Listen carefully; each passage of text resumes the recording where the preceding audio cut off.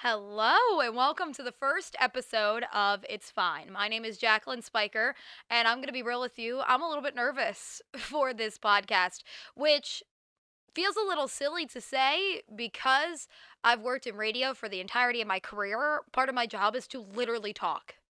And I have done podcasts in the past, but normally I had a co host for podcasts. And this is the first time I'm ever doing one by myself. So obviously, yeah, it makes sense that I'm a little bit nervous, especially if you're nervous about something, normally that means you care about it, which is a good thing, right? That's a nice way to reframe it. So, like I said, I have worked in radio for the entirety of my career. I have had other jobs as well. I've had a couple retail jobs. I was an RA while I was in college as well. And I got my degree in digital journalism and media a couple of years ago, I think now. But I'm 24 now and I still work in radio. I absolutely love it. And growing up, I had a tendency to overthink all the time. I was that kid that was ridiculously curious, who just always asked why over and over and over again. My mom got annoyed with me quite often, and rightfully so, especially because I was asking why for like everything. And sometimes it got to the point where she just didn't have the answer. But like I said, I tend to overthink things and I love like analyzing different theories or just analyzing like trends, whether it's like societal trends or even internet trends. And that's part of the reason why I decided to create this podcast, It's Fine. So the reason why it's called It's Fine is because that phrase has been my mantra for a very long time, especially in high school. I had a tendency to get stressed very easily. I mean, that was like a theme throughout the entirety of my life. I've gotten a lot better at controlling that over the years. Maybe I'm just older and wiser now, but even if I was like super stressed or overwhelmed, I would just always say it's fine. If I was a cartoon character, that would have been my catchphrase. I swear I was like gaslighting myself into thinking that a situation was fine when it wasn't, but they do say fake it till you make it. So I guess that's what I was doing.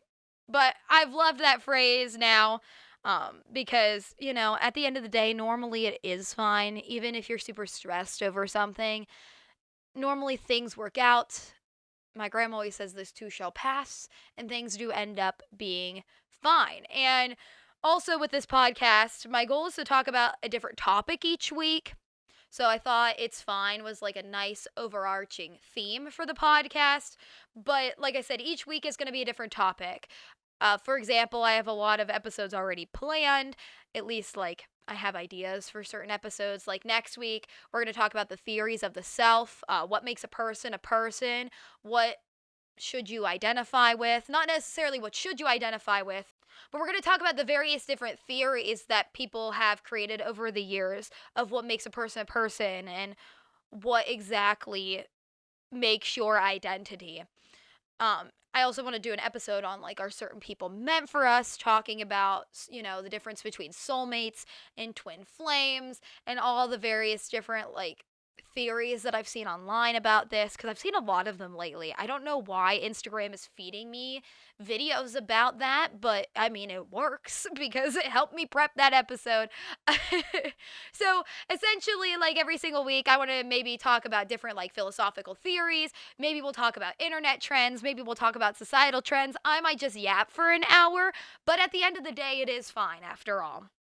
So I wanted this episode to kind of be an intro episode, but I also wanted to talk about something that I think is very important that I feel like a lot of people should do nowadays that they don't, and that's critical thinking. So, critical thinking, if you don't know the definition, is the objective analysis and evaluation of an issue in order to form a judgment. I remember whenever I was in high school, I had this English teacher. He taught AP literature. I'm going to be real with you. I got a 2 on that test, so I didn't even get the college credit for that class, but I don't really care because that teacher did teach me a lot that I use even today. And one of the big things that he always pushed was that we need to critically think. And I think that this topic is extremely important nowadays with the internet. Because with the internet, while the internet is lovely in that you can find so much information and so many different people's opinions, which can be great, but at the same time, which I probably will do an entire episode about this, but literally, like, when you go on social media, there's the thing called the For You page, where social media literally uses an algorithm to feed you content that it knows that you will like or agree with. So, in a way, it's only feeding you the content that you already currently agree with, and unless you do the work to seek out other viewpoints, you're probably not going to find them. And I've always been a big believer in that you need to learn about other viewpoints, whether or not you already know that you're going to disagree with them, so that way you can actually be very concrete in your beliefs, if that makes sense. I don't know if I worded that properly. It's like the idea that how do you know you believe in something if you don't know the other options of what you could believe in? I even found this one study from the Reboot Foundation, which is a group dedicated to evaluating critical thinking. They found in 2020 that almost half of the respondents reported only sometimes, rarely, or never seeking out people with different opinions to engage in discussion. Many also reported only sometimes, rarely, or never planning where or how to get information on a given topic. And like I said, the world is at our fingertips nowadays, but you have to go seek out these other viewpoints. Otherwise, half the time the algorithms just feed you information that follows your viewpoints. I mean, not always. Lately, my Instagram feed's just been a bunch of recipes. Why? I don't know. I saved 2 recipes that I'll probably never try anyway, and now I can't escape them. It's really bothering me, if you couldn't tell. To get back to the point, like I said, I think it's very important to critically think and to learn all of the different angles of a topic before you decide what your beliefs are. And I mean, you can change your beliefs. Obviously, I've changed so much in my life, and as you probably have too, because we're human. That's how being a human works. And I think sometimes we forget that too as well. But I just want to close this out by saying, I'm an expert at nothing. But with this podcast, I want to talk about different topics, talk about the different viewpoints on these topics, whether I agree with them or not. And I hope that with this podcast, it can allow you to sit and think about different topics, maybe in ways that you've never thought to think about them before. Maybe it'll cause you to critically think about the subjects that we're talking about, or maybe it'll inspire you to do more research about the topics that we're talking about and to learn more on your own. And while I may give you my opinions, my reflections, my theories, I want to encourage you to take everything with a grain of salt.